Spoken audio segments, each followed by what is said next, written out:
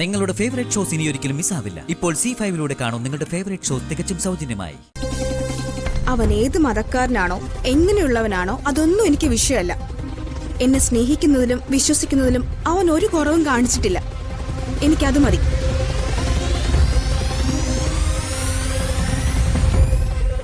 നിങ്ങൾ എല്ലാവരും എന്തറിഞ്ഞിട്ടാ ഇപ്പോഴും ധനുഷിന് ക്രിമിനൽ എന്ന് വിളിക്കുന്നേ? അവൻ കുറ്റം ചെയ്തോ ഇല്ലയോ എന്ന് തെളിയിക്കുന്നത് ഇവിടെ ആരുടെ മുന്നിലല്ല, കോടതിയില. അതവൻ തെളിയിച്ചോളും. ഞങ്ങൾ തമ്മിൽ ഒന്നാവരുതെന്നുള്ള നിങ്ങളുടെ വാശിയൊക്കെ ഒന്ന് മാറ്റിയാ മതി. മതി.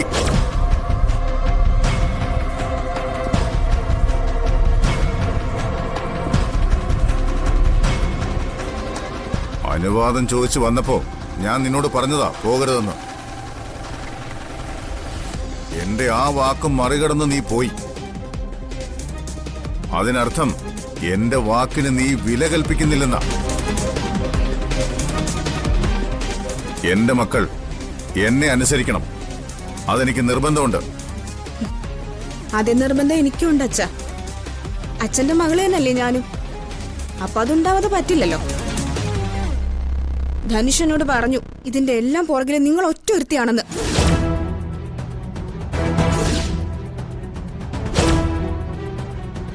ഇപ്പൊ ഈ പ്രശ്നങ്ങൾക്കൊക്കെ കാരണവും നിങ്ങൾ തന്നെയാന്ന് എനിക്കറിയാം. നിങ്ങളല്ലേ എന്നെ അവിടെ കണ്ട കാര്യം അച്ഛനെ വിളിച്ചറിയിച്ച് ഇപ്പൊ ഈ പ്രശ്നം ഇവിടെ ഉണ്ടാക്കിയത്. എന്ന് നിന്നോടാര് പറഞ്ഞു? ഞാനാണ് അച്ഛനെ വിളിച്ച് പറഞ്ഞത്. അർച്ചന അത് വേണ്ടെന്നാ പറഞ്ഞത്. നീ ഓരോന്ന് തെറ്റിദ്ധരിച്ചിരിക്കുകയാണ് സ്നേഹേ. അതെ, തെറ്റിദ്ധാരണ തന്നെയായിരുന്നു. എന്റെ ഇടത്തെക്കുറിച്ച് എന്റെ മനസ്സിലുണ്ടാകുന്നത് എല്ലാം തെറ്റിദ്ധാരണ തന്നെയായിരുന്നു എന്ന് മനസ്സിലാക്കിയിട്ടാ ഞാനിപ്പോ വരുന്നത്. ഇനിയിപ്പോ അവസാനം അച്ഛനോ ഏട്ടനോ എന്നെ പിടിച്ച് തല്ലുമായിരിക്കും. തല്ലിയാലും ശരി കൊന്നാലും ശരി, ഒരു കാര്യം ഞാൻ എല്ലാവരോടായിട്ട് പറയുക. ഞാൻ ആരെയും വിവാഹം കഴിക്കുവാണെങ്കിൽ അത് ധനുഷിന് മാത്രമായിരിക്കും. മോളെ, ഇതെന്റെ ഉറച്ച തീരുമാനമാ.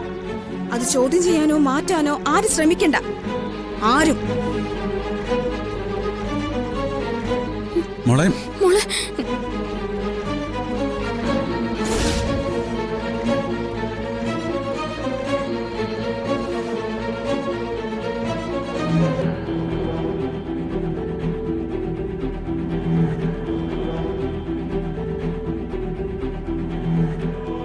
അങ്കിൾ ഇതൊന്നോർത്ത് വിഷമിക്കണ്ട. മണ്ഡപത്തിൽ വെച്ച് വിവാഹം മുടങ്ങുന്നതിന്റെ വിഷമം നന്നായിട്ട് അറിയാവുന്നവളാ ഞാൻ. അത് ചിലപ്പോ ഭ്രാന്തിന്റെ അറ്റം വരെ കൊണ്ടെത്തിച്ചെന്ന് വരും. ആ അവസ്ഥയിലാ ഇപ്പൊ സ്നേഹമുള്ളത്. അതെ അച്ഛാ, സ്നേഹ അത്രയും ധനുഷിനെ സ്നേഹിച്ചിരുന്നു. പെട്ടെന്ന് ഇതൊക്കെ അവൾക്ക് താങ്ങാൻ പറ്റിയിട്ടുണ്ടാവില്ല. അതാ അവൾ ഇങ്ങനെയൊക്കെ പറയുന്നത്. പിന്നെ ധനുഷ് വീണ്ടും അവളുടെ മുമ്പിൽ വിഷമം അഭിനയിച്ചു കാണും. എല്ലാം കൂടി ആയപ്പോ അവൾ ഇങ്ങനെയൊക്കെ പറഞ്ഞു പോയതാവും. നമ്മളായിട്ട് സംസാരിച്ചാലും അവൾക്ക് വാശി കൂടത്തേ ഉള്ളൂ. അതിനേക്കാളും നല്ലത് നമുക്ക് സ്നേഹം മറ്റാരെ കൊണ്ടെങ്കിലും കൗൺസിലിംഗ് ചെയ്യിപ്പിക്കുന്നതാ. ഇപ്പോഴുള്ള ഈ ദേഷ്യമൊക്കെ മാറുമ്പോ അവൾക്ക് തന്നെ കാര്യങ്ങളൊക്കെ ബോധ്യപ്പെടും. തെറ്റിദ്ധാരണകളാ അവളുടെ മനസ്സ് മുഴുവൻ. അത് മാറുന്നതോടെ എല്ലാം ശരിയാവും. ഡൗൺലോഡ് ചെയ്യൂ C5 ആപ്പ്. കാണൂ എല്ലാ എപ്പിസോഡുകളും സൗജന്യമായി.